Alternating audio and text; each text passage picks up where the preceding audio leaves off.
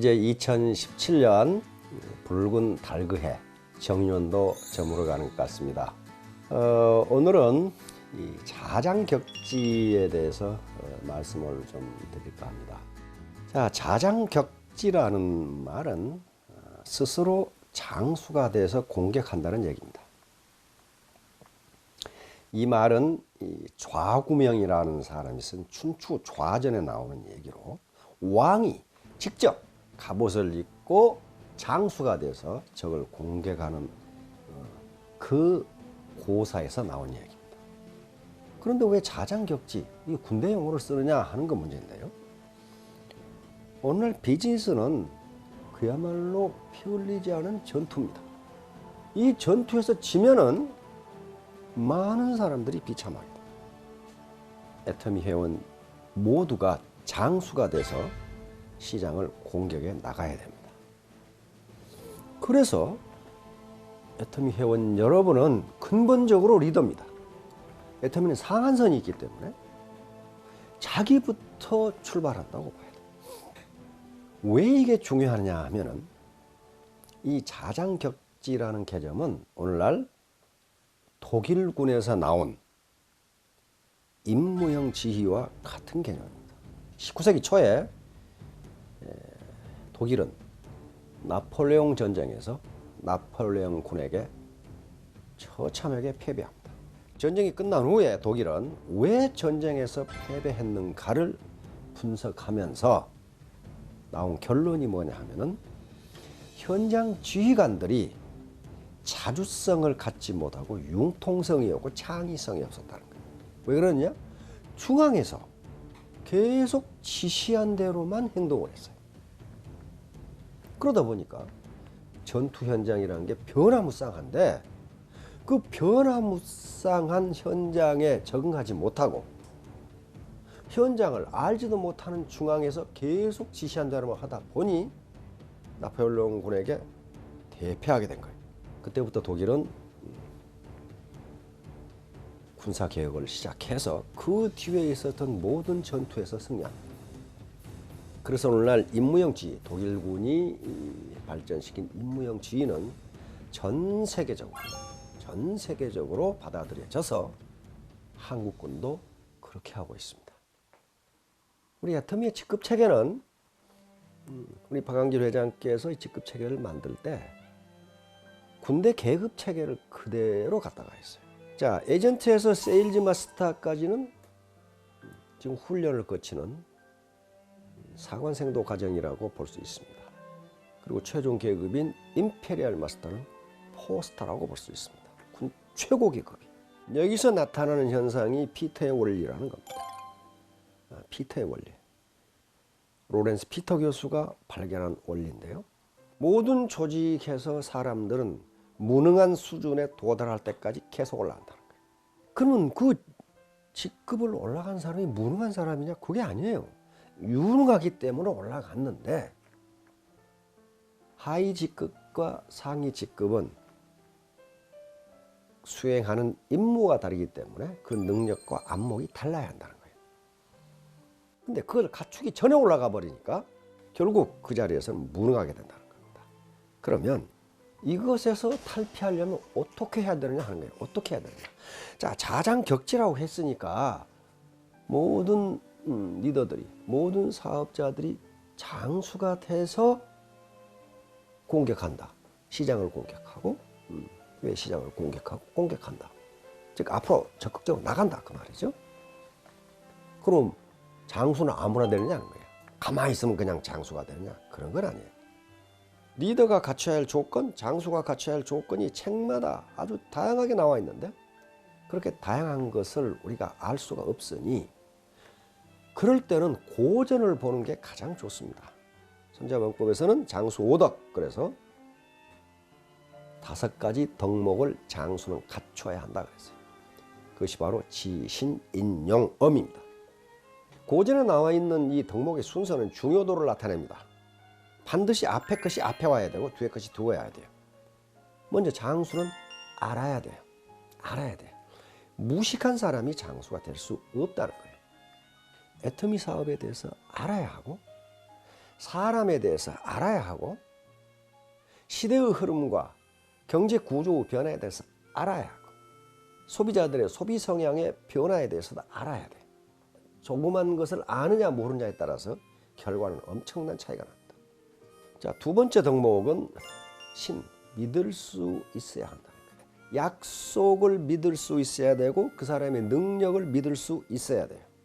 파트너들이 스폰서의 약속을 못 믿고 말을 못 믿고 능력을 믿을 수 없다.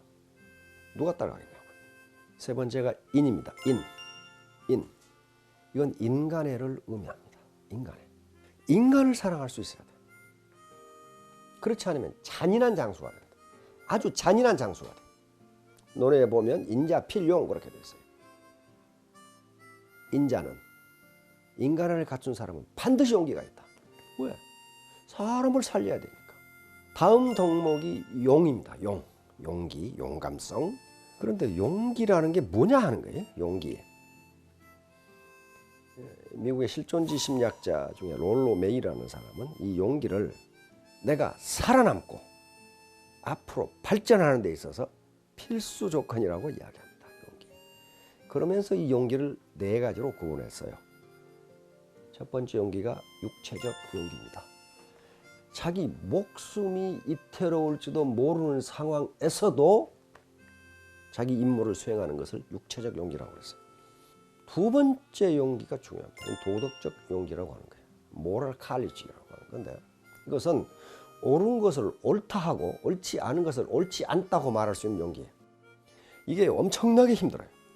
이것은 엄청난 손해를 가져와.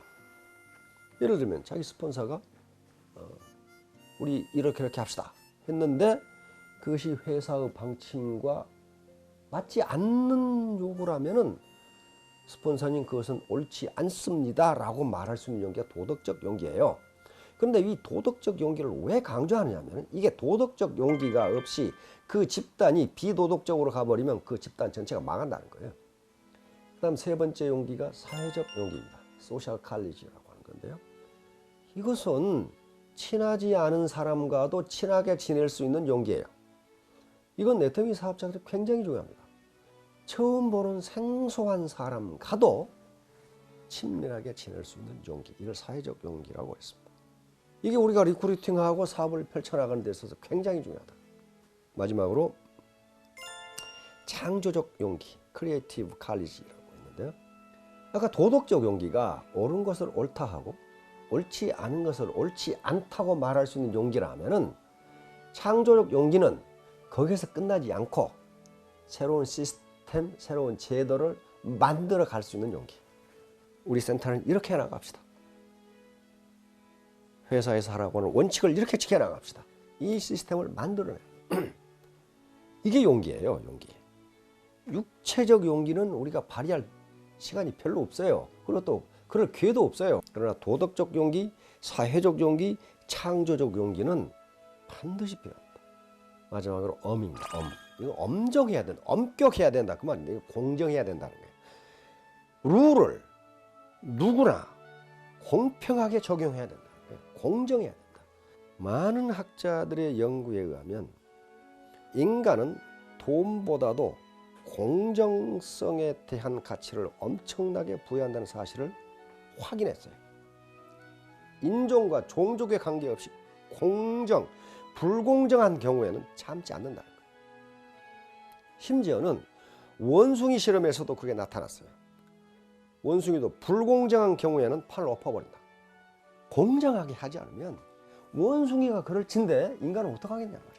사람을 대상으로 한 연구는 최후 통첩 게임이라는 게 있습니다. 인간이 공정성에 어떻게 반응한 것을 보는 게임이에요.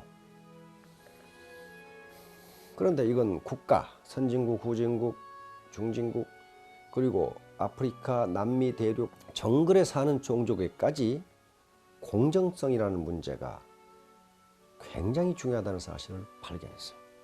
자신에게 심한 불이익이 나더라도 그 판 자체를 엎어버린다는 것이 모든 종족에서 확인됐어요. 그만큼 공정성을 중요하게 생각한다. 이제 지, 신, 인, 용, 엄. 이걸 갖춰야 되는데 이거 어떻게 갖출 것이냐? 방법은 하나밖에 없습니다. 그건 독서입니다. 공부하는 수밖에 없어요. 그래서 제가 제안을 하나 하면은 각 센터별로 또는 팀별로 독서 클럽을 만드세요. 얼마든지 좋은 책들이 있습니다. 거기서 소통, 그리고 똑같은 책을 읽고도 10사람이 읽으면 10사람 생각이 다 달라. 그 말은 무슨 말이에요? 인간은 모두 다르다는 걸 알게 돼요. 그런 다름이 모여서 하나의 시너지를 만들어내는데 전 세계 선진 기업들이 그걸 지금 그렇게 나가고 있어요. 그걸 메디치 이펙트라고 그래요. 메디치 효과. 전혀 관계없는 것들이 모여서 어떤 기발한 아이디어와 제품이 나오는 걸 메디치 효과라고 합니다. 르네상스를 일으켰던 메디치가의 이름을 따서 메디치 효과라고 해요. 메디치 가문은 금융업으로 돈을 벌어가지고 화가, 조각가, 시인, 정치가, 예술가 다 불러 모아서 피렌체에 불러 모았는데 아무 상관도 없는 것 같은데 거기서 르네상스가 나온 거예요. 아무 상관도 없는 연결돼서. 그래서 선진 기업들이 추구하는 게 메디치 효과입니다.